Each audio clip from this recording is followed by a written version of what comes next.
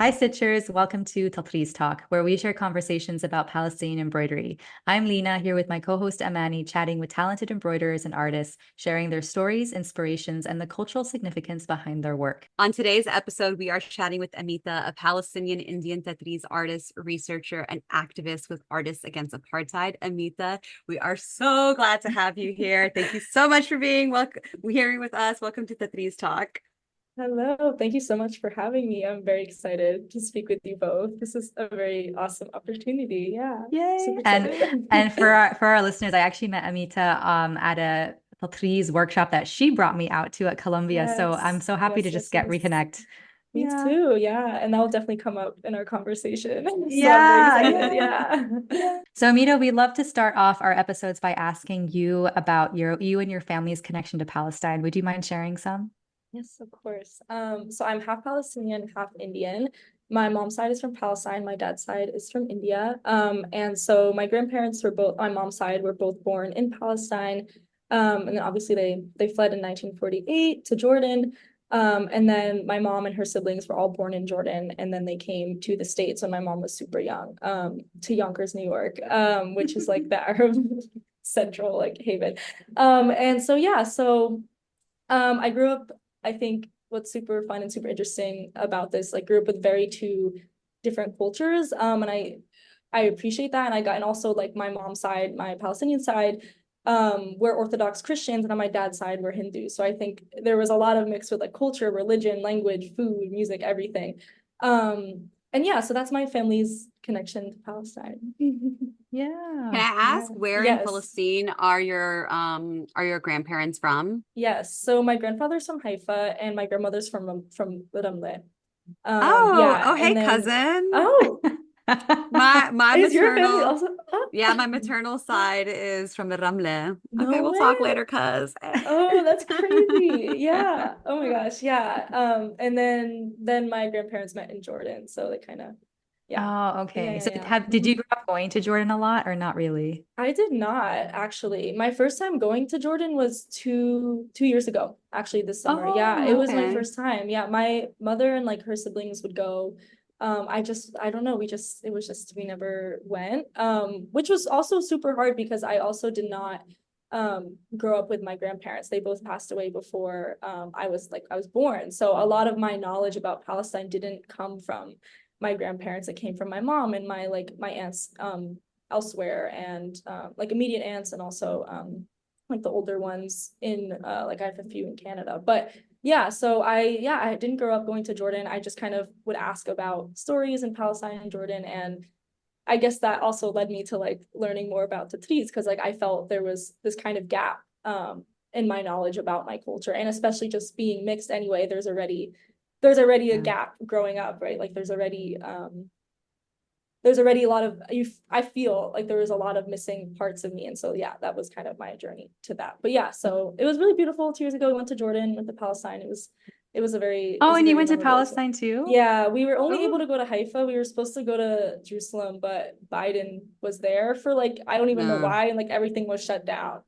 so we mm, couldn't even make it, Mm. which was sad. But I'll be back. We'll be back Yeah. for sure. But it's Yes, yes, amazing yes, that you were inshallah. able to go to Haifa and see Yeah. where your family was from. How was that Yeah, it experience? was it was beautiful. It was definitely very sad, because it is such like a mixed city now, and so there was just Yeah. this like Israeli flags everywhere, and that was super hard. And one of my grandfather's brothers, like I knew him growing up, and Mm-hmm. so he would constantly talk about like all the cliff jumping that him and his brothers would do in mm, Haifa, and so I just seeing like the water and seeing where they grew up, like the area, and they were all always at the beach, and always it was beautiful. Yeah, it was a really memorable experience, and it was really nice to experience that with my mom as well, because I feel that like everyone is their happiest in their homeland, and so she was really like Yeah. I could see like her connection. And also I think that our visit and just like yeah, our visit was also just a way to connect to my grandparents, because I didn't know them at all, and it was beautiful, it was heartwarming. Yeah, it was really nice. oh, so Yeah, beautiful. Oh it's my great. goodness. I know. I'm glad you were Mhm. able to have that experience. It sounds Me amazing. too. Okay, so you alluded to it a little Mhm. bit already, but can Yeah. you talk us through your personal Tatreez journey? How did you come to find Tatreez and make it a part of your life? Yeah. So yeah, I didn't grow up like I didn't grow up learning it or anything because like this like from what my mom tells me that no one really in the family like knew how to do Tatreez. And what I think is also so interesting is that my great grandmother, she taught all her daughters like different like needlework, like fiber arts, but none of them was actually Tatreez. Like some like I think my grandmother learned she learned, I think, knitting or crocheting, and then another one learned crocheting. Someone learned like dressmaking and sewing, but no one knew Tatreez. And so I didn't really have that knowledge of that growing up. And I always thought like fiber arts was super fun. And I would get those like those little like packs from Michael's and like, you know, the little needlepoint cross stitch things. And I was like, oh, this is super fun. But I actually like never really felt like super into it until I think it was like 2021. I attended, my sister lives in DC, and so she was like telling me about the Museum of the Palestinian People in DC, and Wafa Ghanem, like who's, you know, Tatreez and T, she had like a talk or something on Zoom. And so I attended it with my sister, and it was about Tatreez and everything. And I was like, oh, this is amazing. I just did not know too much about it. Like, obviously I've seen it and like here and there, but I just didn't know really the history or like the kind of like the importance of it. And so I took one of her classes and I was like, oh, this is really, really interesting. And then I was going into my junior year of college, and for one of my classes, we I forget exactly actually what the class was, but anyway, the project I did was about Tatreez as resistance. And because I used a lot of like Wafa's book and stuff, and it was a really, I was like, oh wow. And I saw also like going to this class and also doing this project as more of like a personal project. Obviously, yes, it was academic, but I was like, you know, I can kind of combine the academic and the personal. Because of like the department I was in, I studied gender studies. And so it was very, very open to that thinking and that knowledge. And so, yeah, I did that the fall of my junior year. And then I went to Jordan in the summer. I went to the Tatreez Museum and I fell in love again. It was just kind of this constant, like reconnection, I would say, or like finding of Tatreez. And then I was going into my senior year of college and I had to write my thesis. And I kept thinking about that project from my junior year. And I was like, you know, I got a lot of, I think, research from the museum in Jordan. And I was like, this is really, really interesting. So I ended up writing a whole thesis about it for 1 year, which was so fun. Yeah. And then, yeah, it was such like, I think that was, yeah, one of like the most, yeah, I don't know. I thought that because I was doing the academic side of it, but at the same time, I was like, I actually want to learn how to stitch it. You know, like now I'm researching the history, I'm researching the resistance part of it, like essentially finding that that it garnered many meanings post 1948. Like, and for people in the diaspora, I also was able to interview two Palestinian refugee women living in Beirut. And kind of looked at more of the economic side of it and how, you know, like these NGOs are taking Tatreez and commodifying it, and it's becoming part of this like global like capitalist commodity chain. And it's kind of veering away from the original intentions of Tatreez, right? Like it's becoming commodified, and it's becoming, in a way, also like what I found in a way exploitative sometimes for these women because they're being underpaid or they can't spend a lot of time doing it because of also like the situation in Lebanon, like not having electricity, things like that. So yeah, so I kind of went through like this whole journey of finding it, like doing a whole project about it academically.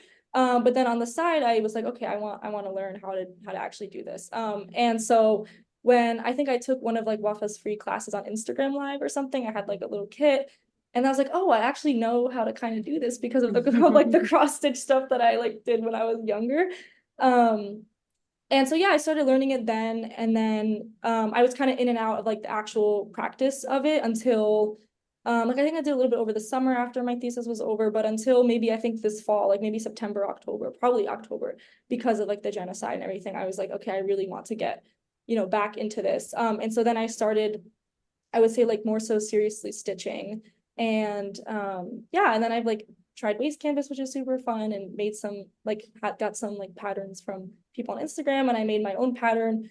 I would say it was like okay. I don't know. I think I definitely need to work on like the actual design. Trial and error. Yeah, I was like, yeah, trial and error, babe. Yeah, And also I've seen her work. It's really good. Yeah. So yeah. Thank you. Yeah. So that was kind of my journey. And then to continue that journey because of like so basically I graduated college last year in 2023, and then I continued at Columbia to do a master's program. And so I was still a student there, and obviously, the student activism increased because of October 7th, because of the increasing genocide. And so, yeah, and so then my journey also shifted of like in a way of sort of education and also just sharing Tatreez knowledge. And so my friend Sam and I, who we organized Lena to come in for a little Tatreez workshop, which for Palestinian Solidarity Month that we're organizing it for in April. And that was such a hit. I thought that was so fun. And I feel like that was kind of, in a way, the catalyst towards like feeling more comfortable to like bring Tatreez into activist spaces. Yes. Because while we're learning about the history and the culture and just like the constant genocide and the constant like how Colombia is so heavily tied to apartheid and to Palestinian genocide, like I think it's important to also include the arts and the art form, and like in a way it's a form of resistance. Like we're doing Tatreez at an institution that actively does not want us to be there and that actively is investing in our family's death. Like, and I think doing that Tatreez, and especially doing it in the encampments, like in a liberated zone, was so beautiful for me. And we can talk about it more, but it brought up like community and, like radical living, like different worlds. Yeah. And so it was wonderful. Yeah, that's kind of my journey. It's like a lot of ebbs and flows, I think, but it's great. It's great. Everyone has their own journey, and I kid you not, I feel like everyone's journey is so interesting. There's so many similarities, but there's also so much diversity in everyone's journey. Okay, I know we definitely want to talk about the encampments and all that, but before we do that, can you actually backtrack a little bit and tell us a little bit about your thesis work and what that was about? I think as we jumped on, like I'm very excited to meet another person who is studying and really like diving into the academic and research side of Tatreez. So I want to hear everything. Oh my gosh, for sure. So I started the research like end of 2022-ish. And so essentially there were two semesters to like it was kind of divided into two. Like the first semester of my research was a lot of just like literature review, a lot of history. I didn't conduct any interviews. A lot of it was just kind of like secondary literature. And I did a small like content analysis of NGOs that sell Tatreez. And maybe I should also backtrack to like kind of what my intention was to go into this. So I did want to just learn more about Tatreez, and because I was a gender studies major, I was like, I know it's like a very, it's very women centric, if that makes sense. It was, been passed down from mother to daughter, grandmother to, things like that.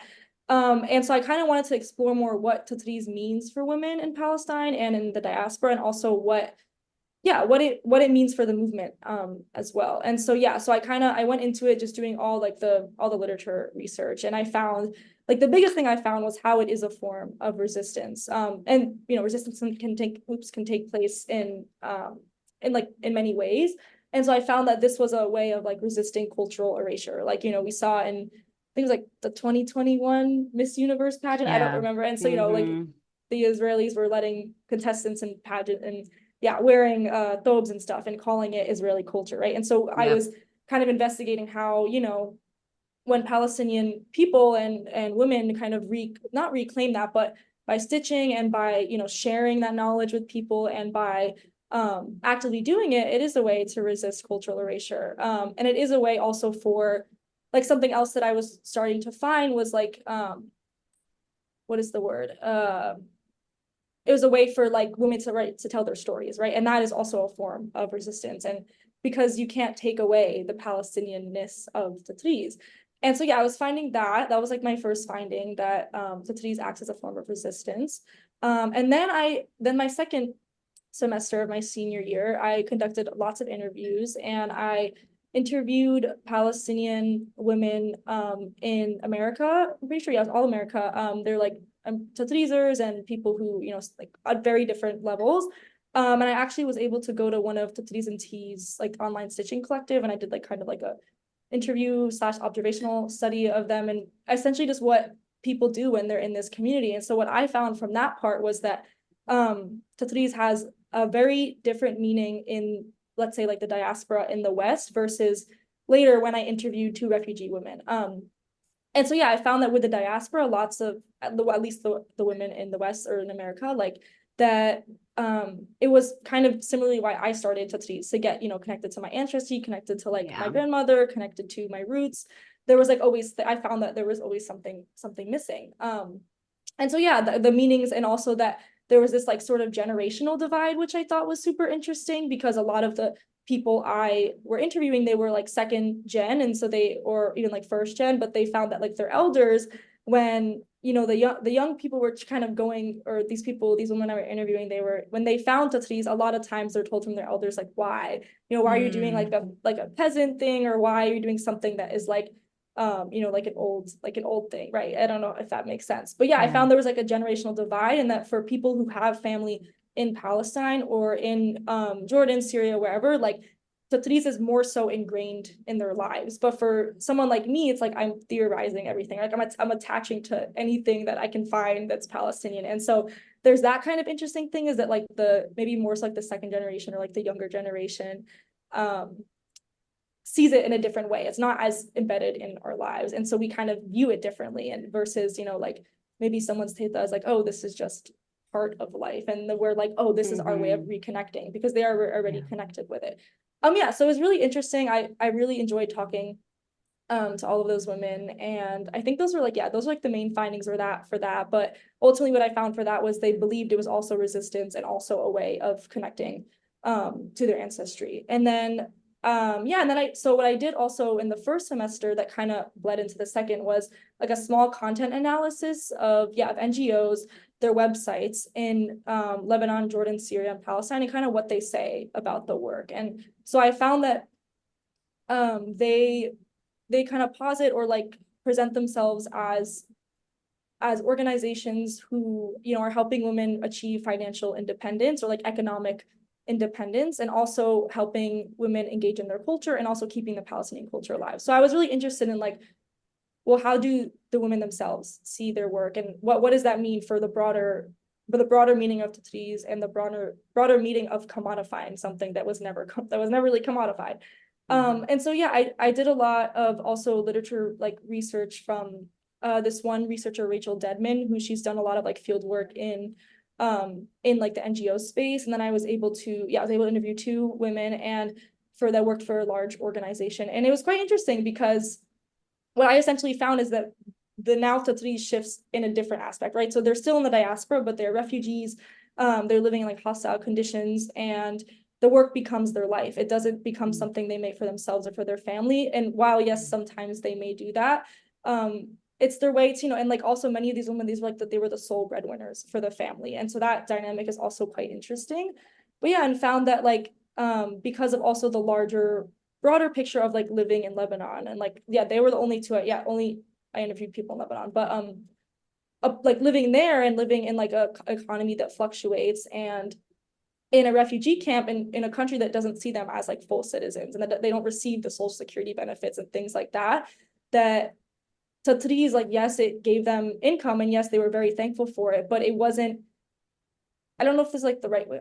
It wasn't maybe the way the organizations presented themselves versus the reality. Like they, it's still like hard to, I think one of the women said like, oh, I can't take this cheaper, like, or this more expensive but faster alternative home from the center. It's like things like that. They're not able to fully sustain themselves. And that's not entirely on the NGO. That's also the broader picture of living in a refugee camp, living in a country that is also being, bombed by Israel. And so, and I think what's important now is also to recognize that because of the genocide, like it is even harder for these women to make their work. And therefore it slows down, like they're being paid like per piece. They're whatever they are being I guess commissioned for, or whatever they have to make, they're only being paid for that. And it's a very small fraction. That's like a bunch of research that Rachel Dedman found of how much these women are actually making. And it is quite small compared to how much it's being sold. And then that also brought up the question of who is Tatreez for now? Is it for the, middle upper class women to buy it in Lebanon, Palestine, Syria, right? Like that brought up that. Yeah, it was kind of all these like different things that came up, but essentially what I found is that it has many different meanings because of 1948, and because of occupation, but then it also has different meanings again within the generations, but also with where people are located, right? Like people here, you know, like we're doing now, we're talking about connecting to our culture, but for some other women, it's their way of living. And that, you know, they don't exactly have the luxury to be like, oh, this is my form of connection. No, it's the way that they're gonna bring in their money and their income. So yeah, that was kind of a lot, but that was what I found. And it was a really great project. I had a great like professors and people who were really supportive of it. And so yeah, I think that's basically it.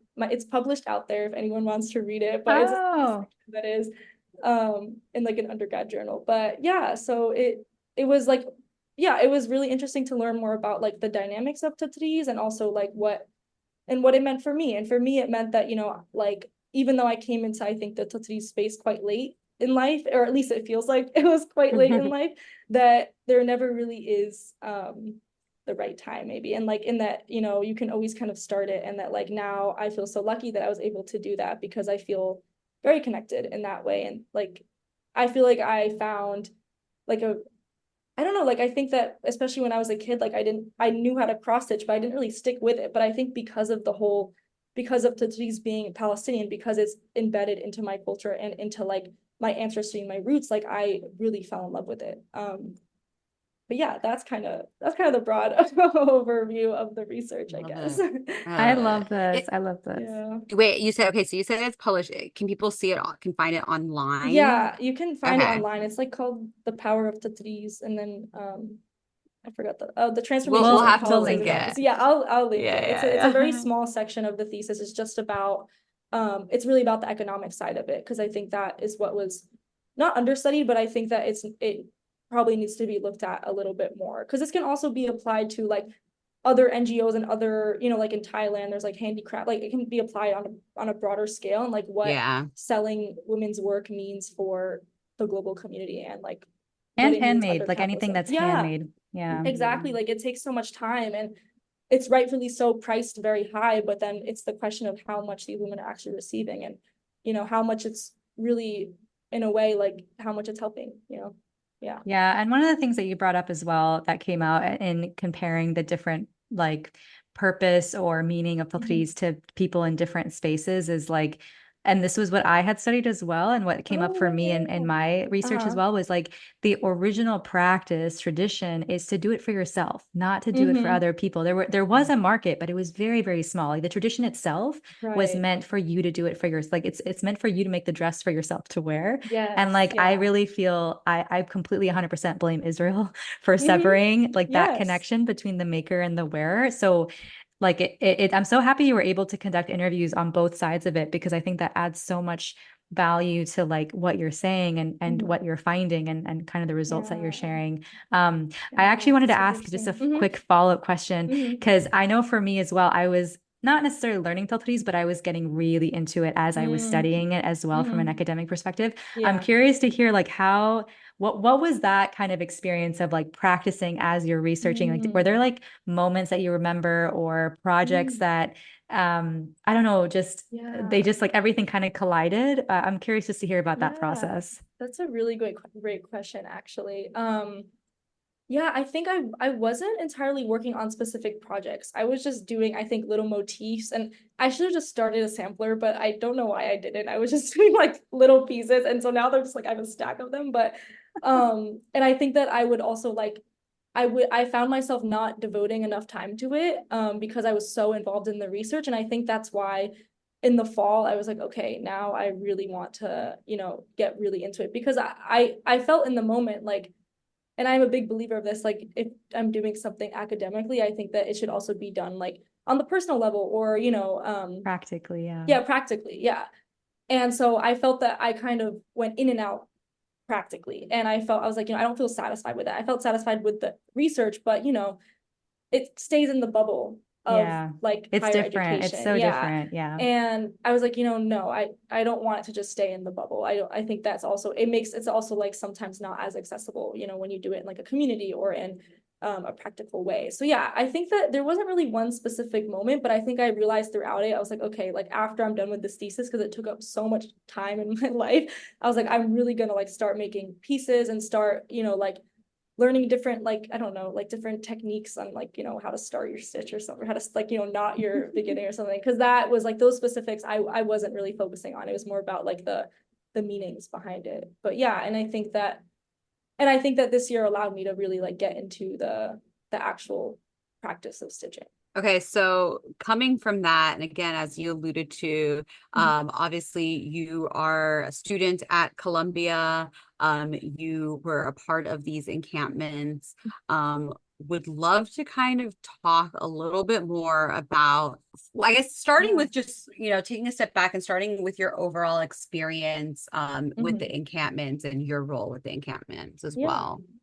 So in terms of the encampments, I wasn't part of like the direct strategy or like tactical part of it. But we had our first encampment, which was in April 2024, which people constructed like over, like obviously was in the works for a while, but the tents went up overnight. And my role in that was kind of like this middle role. We kind of had these like color coordinated roles, and I was like a yellow role. And so I was there to like support, and kind of like for those first 2 days in the encampment, like bringing supplies over or like doing they need like security or like some sort of watch or anything. But yeah, I wasn't like in the physical encampment. But yeah, so we had the first one, and then the NYPD came on campus, totally swept it up. And that was like just an insane experience to watch my like comrades and my friends be arrested brutally by the NYPD. And so after that, people decided to, so we had it on one lawn of the campus, then people decided to construct a new encampment on the other lawn.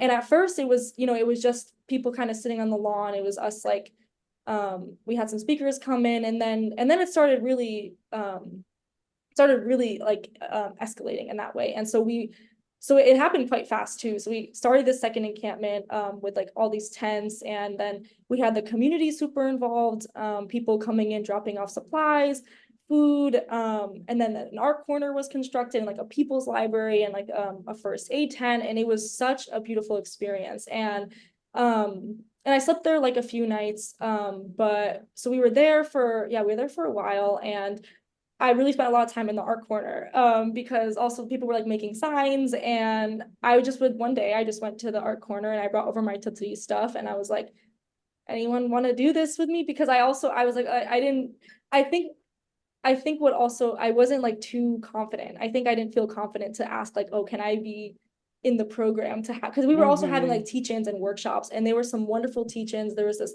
one teach-in about like indigeneity, and also like the plants, and like how they're so, it was just like this really, I'm sorry, I'm like messing up, but no, you're I'm good. not doing it justice, but it was a great teach-in.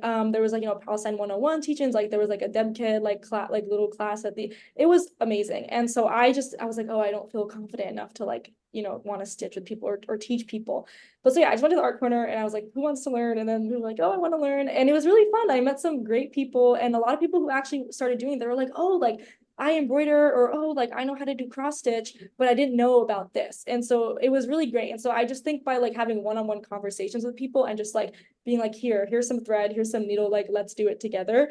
It was just, I started like really forming this sort of community at Columbia. And I also think what helped was when Lena came in for a little bit, I think it was April or March. I'm Yeah, I thought it was before the encampments though. It was before the encampment. Yeah. So maybe it was March, or maybe, oh wait, yeah, maybe it was March or February. But oh yeah, because Palestinian Solidarity Month I thought was April. Sorry, maybe I'm mixing up my dates. But yeah, I could have sworn it was before the encampment. But yeah, it was definitely before the encampment. So maybe it might have been things were March then. brewing. I remember things were kind of brewing. There were whispers, Right. but they hadn't like done it yet. Yeah. Yes, exactly. Yeah, it was definitely before the encampments. And I think like you coming in teaching that class like inspired me a lot. I was like, this can be done. And also like everyone loved the workshop. I actually was talking to someone yesterday, and he was like, I've been stitching since that day. And that made me so happy. Oh, yeah, that's amazing. it was amazing. And so yeah, I took like inspiration, and I feel like that was like the catalyst. And so yeah, during the second encampment, I would just sit with people, we would stitch, and it would be like kind of every night I would just kind of go, and then people would be like, oh, what are you doing? I want to learn. And then it was super fun.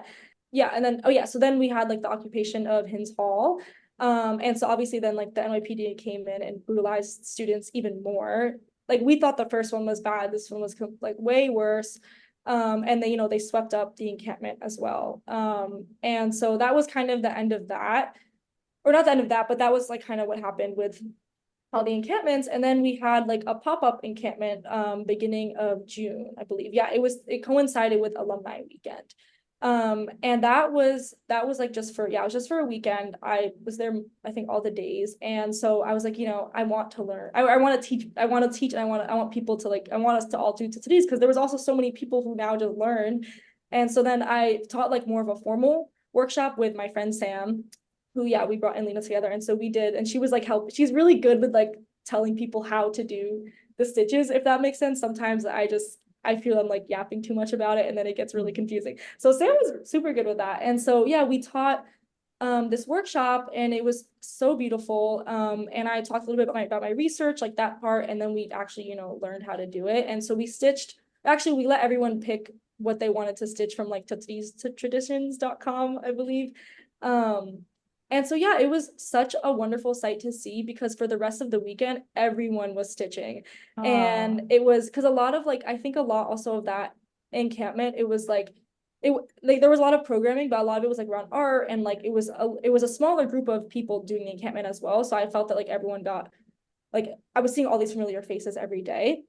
And even like at one point when the alumni would come, and they would come to the encampment, and we were teaching them Tatreez too. And that was awesome. Like that was so cool. And I felt that, like, on top of also, I felt like this like connection and this like pull to Palestine, because it's like we're stitching in this, again, like this new like liberated zone. And like it's and I felt that, like, how do I describe it? Like the imagination, or like the feeling, felt like you'd be stitching together in a free Palestine. And that was really moving for myself. And and I thought it was just so wonderful. And everyone like would always just be like, oh, what are you working on right now? Like, let me see. Or be like, oh, it was, and so we did that. And then that kind of also sparked my interest with Sam to do like community stitching circles, because we were like, okay, this was such a success and such a hit, like we should actually continue this community building. It doesn't stop on campus. It doesn't stop in the encampments. It should be extended, also be like extended to the community.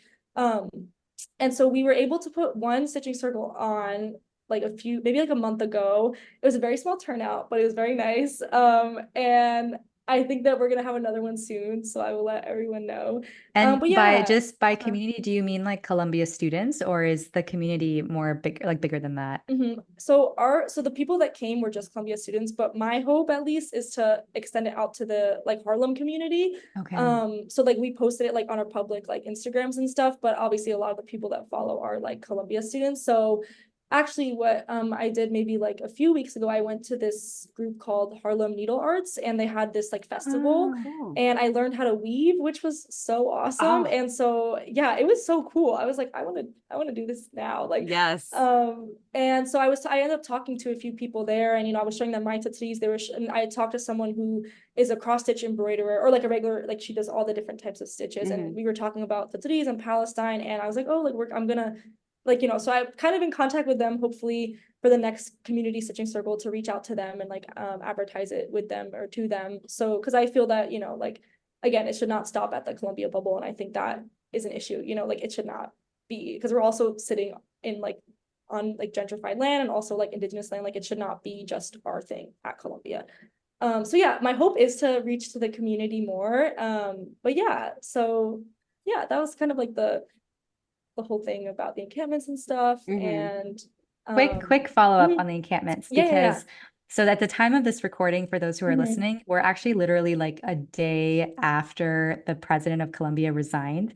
So I'm curious to know, one, how does that make you feel? And two, could you just like give a brief, like just like 1-2 sentences about like the history of student encampments in general, especially at Columbia? Because I learned also recently, like there's a history of it at Columbia specifically. And I think that's also really powerful too, that happening at Columbia this time around as well. Yes, for sure. So I definitely feel very happy that Manu Shafiq has stepped down, but at the same time, our like, I think at least definitely mine too, like our anger, and also like the demands are not like, they're not met, and also like they haven't gone away. Just because she left doesn't mean she absolves herself of, and like her and the trustees and everyone and all like the complicity, right? And so yeah, but I'm definitely very happy because, you know, like the students will not, I mean, I'm graduated now, but I know the students will not, you know, they will not stop, Stop. which is Yeah. wonderful. And so yeah, and in terms of the encampment history, so yeah, actually a lot, like yeah, the encampment at Columbia this year was inspired by the 1968 protests, that towards basically the Vietnam War, and like how Columbia was working heavily with this think tank that was funded by the Department of Defense, and they were heavily researching like weapons. And so students were protesting that, but also there was a new like gymnasium, like a new park that was going to be constructed in Harlem, and it was like a segregated um gym. Yeah, I believe it's like segregated, like it would be different entrances for like Harlem residents and Columbia students, which is just absurd. And so these Yeah. two kind of were coming like overlapping, and that's kind of how like the protests, like the occupation also of Hamilton Hall, like kind of came to be. But yeah, and so there was a lot of like, I believe there was a lot of inspiration taken from these protests and these encampments in the past, and kind of like what's like sparked the encampments at Columbia, and I think what sparked encampments around the country and around the world, honestly. But yeah, that's kind of that too. And I think And that honestly, Mhm. that's wild because I remember it started at Columbia. All the other encampments, like some of them kind of happened Yeah. here and there, but Right. like when Columbia, when you guys did that, especially like the occupation of Hins Hall, Mhm. like I remember the news was like the students had so much power. It was Yeah. incredible to watch. Yes, I agree. And I think also like just renaming Hamilton Hall to Hins Hall was like just like I think that by renaming it to Hind, like it brought back the story of Hind Rajab, right? Like Yeah. it was more back into like the media and the news cycle, and people were like, wait, what happened to her? And that I think was beautiful in a way to honor her too, you know, like and I just loved how other encampments and other building occupations were named after martyrs, or like yeah. And Mhm. so I think that was also really beautiful to see, like this kind of international and like national solidarity coming together, and like naming the people who were martyred by Israel, you know, because like they are often unnamed, unknown, you know, things like that, but it is invisible in a lot of people's eyes. So yeah, it was a beautiful movement, and like I was really lucky to be there for sure. Yeah, no, it was like Lena said, I feel like Columbia definitely sparked just like all these different movements across campuses. Like here, I'm in the Bay Area. Like Mm-hmm. we had encampments at Berkeley, at UC Berkeley. Like we did Tatreez circles there. We had Love that. Stanford where we did stuff, that San Francisco State where we did like a little Mm-hmm. workshop. And it was, Yeah. I'll say this as somebody who is very, very far out of college, as an as an official kharto, it was actually like it was amazing to see how everyone came together, and it wasn't all Palestinians. It was lots of Palestinians, but lots of non-Palestinian allies, and Mm-hmm. it was really beautiful to see. And I have one thing I'm curious, especially because you were a part of the encampments at Columbia, and I feel Mm-hmm. like the encampments, oftentimes I feel like we are in a bubble, Mm-hmm. we as Palestinians, we as people on the side of liberation, Mm-hmm. and especially being at Columbia, where I feel like from a media standpoint, and they just like the Columbia students took such a beating, in that sense. Mm-hmm. From the media standpoint, how how did it feel to be a part of this amazing experience on Mm-hmm. campus where you're with a bunch of like-minded people, but then seeing the reaction of people outside, and how Mm-hmm. you reconciled with that? Like the negative reaction from Mm-hmm. outside? Yeah, that is a good question. Yeah, I would say I felt so inspired by like my fellow students, and like I also did not have like, the biggest role in it. And so like I was really inspired by people who were really, really like active in the planning and things Mm-hmm. like that. But then yeah, then the other side is like we had like these counter protesters, outside, even inside campus. And it just felt so, yeah, it felt hurtful. It's like, wow, you really care this much about our people. Like in a way you care about, or like you care this much to make it known that you do not want us, or you don't Yeah. want our people alive. That's what was like, yeah, it was, yeah, I wouldn't say like, or like, I would say like that I felt so inspired and so moved by like my fellow comrades and stuff like that, that it oftentimes it was like, what's the word? it Is it helps, I think, move, I don't know what the word is. Yeah, it helps like, move me, like, yeah, like yeah, kind of inspired you and block out the haters? yeah, definitely, like they were always there, and it's very like Yeah, hurtful and harmful, and just like yeah. the fact that, they are like, we are now like 10 months in, and they're still like not understanding, still, advocating for the death of our people, like that is hurtful. But that's also what, as Palestinians, we've grown up with hearing. And like, I Hmm. went to a high school where there were lots of Zionists, and I kind of experienced that from a young age. And even like in my earliest, like in middle school, I remember my social studies teacher saying the most like absurd thing about Palestinians, being like, oh, it started because Palestinians did bad things to Israelis, and that was it, and that's all he said. And I was sitting in class like, what, Oh my and God. like I remember my mom being like, why didn't you say anything to him? And I was like, I don't know, like, it's like, because Oh, you're in you're, middle school. Oh, yeah, I was Yeah, it's it was funny, hard. yeah, I was in yeah. middle school, and like, so I kind of, and like growing up in also a very white area, white neighborhood, like people are also just like not educated about this, or really about any other sort of things that are going on like globally, or like to an extent where it's like, I don't know, not in like the Western mindset. And so, yeah, and so it was obviously like been used to kind of the counter protesters and what they're saying to us, and like professors on campus Mhm. being like so against us too, and like, doxing students, which is like, How do you why are call you yourself a doxing? professor? Like, what Yeah, is that? and then you're Yeah. against like 20-year-olds, and you're like 50, it's like, what are you doing? And so that was definitely um like a kind of insane contrast to be experiencing, from like all the support from the inside and the community from the outside, but then like Yeah. all the loud and mean voices also were there, and that was really hard. But I think that, yeah, I think that what gives me hope also is that like this movement has really, it has really like increased in the past 10 months. And I think that like, I think another moment was like 2021. It started to, kind of come back into like the public opinion, like public sphere in that, or not sphere in that way, but like it was reaching the masses more. But then it kind of, died down. Now it's come back in 2024. And I think that it gives me hope that people who, maybe weren't involved in the movement before, or maybe didn't really, know too much about Palestine, or like were neutral, that now people are actively in it. And that gives me a lot of hope that we will see like a liberated Palestine in our future, and that people, like the world is waking up about Palestine, and that gives me hope and inspiration. And yeah, in a way it like blocks out the negative, um and that like, like the empire will fall. So like Yes. that's kind of how I Yes. see it. Yeah. Snaps. Yes. So All the snaps. yeah. And also like, I don't know if also we're gonna talk about this as well, but that also leads me into like the Artists Against Apartheid movement Yep. as well. And like, I think that kind of also experiencing, so basically like I go to these meetings at the People's Forum in the city every Monday. They're like open, they're volunteer meeting, open to anyone. And like kind of my goal was to organize or like engage more within like the actual New York City community, like rather than just like Hmm. Columbia. And I felt that like, okay, now I'm not a student, like I don't really have an excuse. And so Palestinian Youth Movement, they host, and the People's Forum, they host these Monday meetings, and we kind of divide up into like different sectors. Like we do political education, and then we divide into different sectors. And I've been going to the Artists Against Apartheid contingent. And I think I also felt inspired to go because like, Tatreez is art. Like I can consider, I didn't really consider myself an artist. I mean, I grew up, actually I was a dancer growing up, and I consider myself art, like an artist in that way. But I was like, I don't know how confident I feel about calling myself a Tatreez artist. But I've come to learn that like you can be a Tatreez Yes, you artist even if are. you started late in life.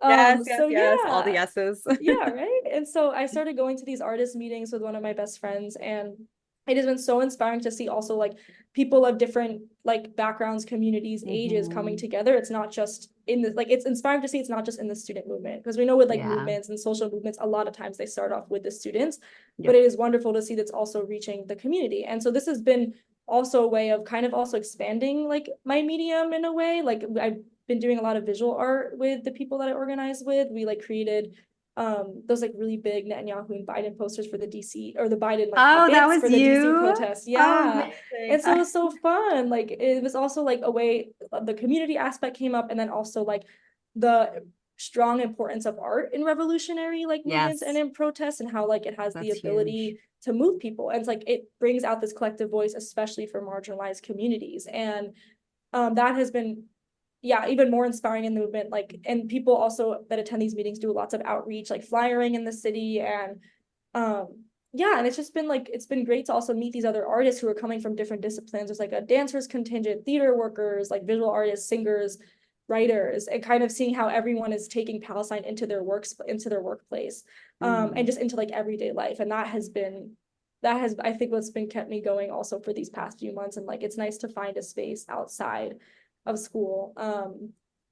Yeah, and then there's some exciting stuff coming up with Artists Against Apartheid that hopefully will happen. And I think that I'll try to incorporate Tatreez in there. And it's been, yeah. And like, I also advertise at Tatreez Stitching Circle to the Artists Against Apartheid. So it's nice to try to get more people into Yeah. it. But yeah, it's been a really wonderful experience. And yeah, it gives me lots of hope, which I think is needed, especially right now, because yeah, I'm not gonna lie, I feel hopeless a lot of times. But then these meetings are really like really, really wonderful, I think.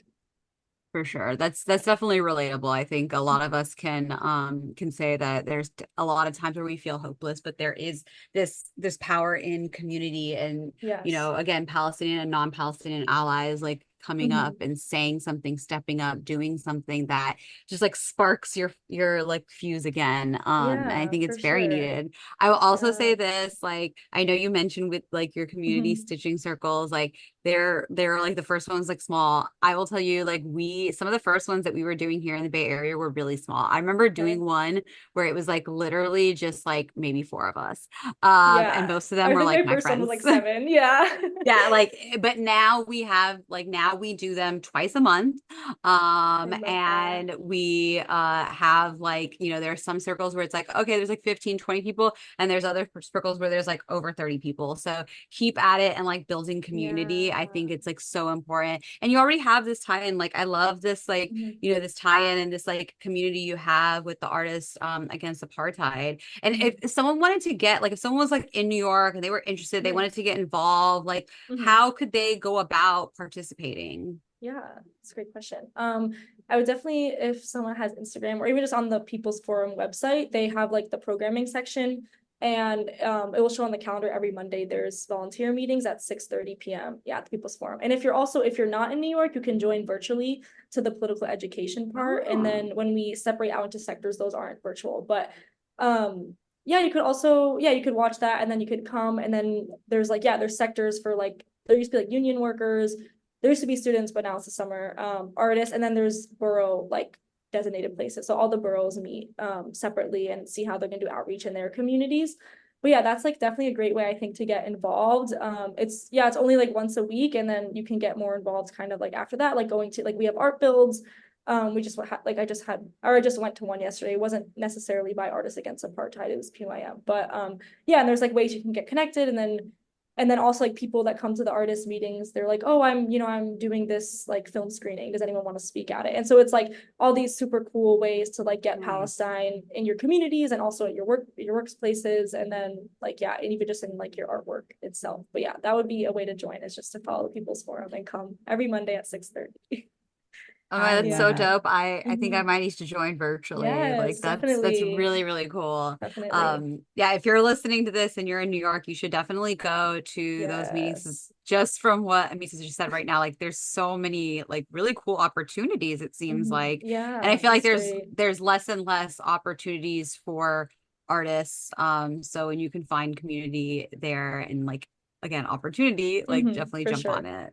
Yes. And the energy, I mean, like this is just from my very brief experiences at the People's Forum, but the energy is so intoxicating and it's Yes. so needed. And we get this feeling from the three circles on their own, but the People's Yes. Forum, like seeing all, like you mentioned, like seeing people from all walks of life coming here to Mhm. talk about Palestine and bring it, into a place where we can actually start imagining a liberated Yes. Palestine it really does help a lot, and it makes you feel like less isolated. And yeah, so I think that's Yes. awesome. Yes. Yes. I totally agree. Definitely yeah, the isolation is like, It's yeah, like real. it's Yeah. real. It's really real. And like, it's nice to have, yeah, it's nice to have people that don't make you feel so isolated in life. Hmm. Totally, Yeah. totally. I mean, Mhm. we could talk to you forever, but I also want to be respectful of your time. Yes, for So one sure. more question for you. Are there any major life lessons that you've taken from Tatreez? That's a great question.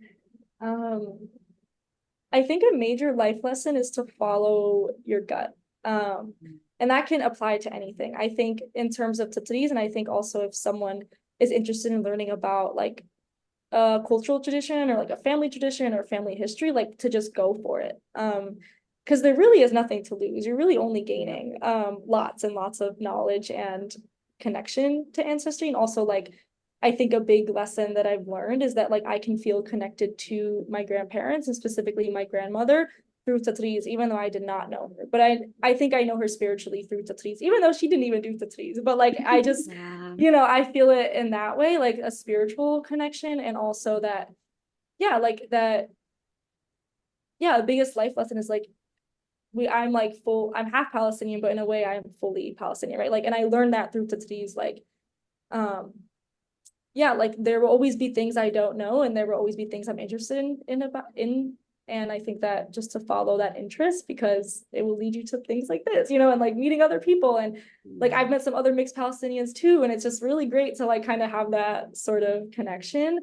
But yeah, that would be my biggest life lesson I think I learned from this, is to go with your gut, especially if it's about something about your culture, because like it's important, and that through that you like make a community, like you will find a community through that. And I think that's also one of the most important takeaways, is just like having a community and like having a space to like grieve and stitch and heal with others who are feeling the same way, even if they're not Palestinian, because I think that empathy goes a long way. But yeah, so that would be my biggest life lesson from this.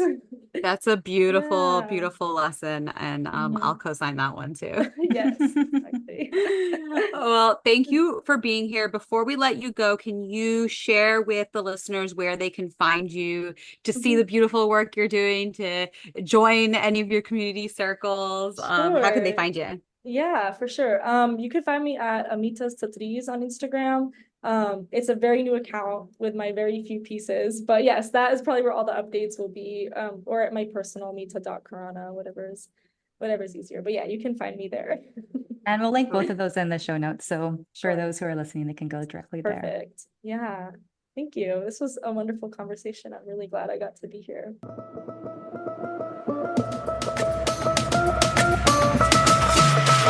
Oh, I'm so glad we had Amita on the podcast, because I just remember meeting her at the Columbia workshop that they hosted me at, and the energy was so good. It was so lovely to be amongst students as well, especially during a time when they were like all actively thinking about the encampments and doing things, very loud and obnoxious, which is what we need really. And so just seeing that kind of energy and all these, can we just talk about, I feel like Gen Z, I love their fashion. They all came in like the cutest outfits, and I want to be Gen Z, but also not really. But it was just such a good it was such a good experience for me, like to be in that space, because oh my goodness, they're just students, just they have no fear. They're like, what are you gonna do? Like prevent, like, and they're willing to like basically not get job opportunities. They're willing to get expelled, like to do something that means so much to them, and that like should mean so much to everybody. And it's just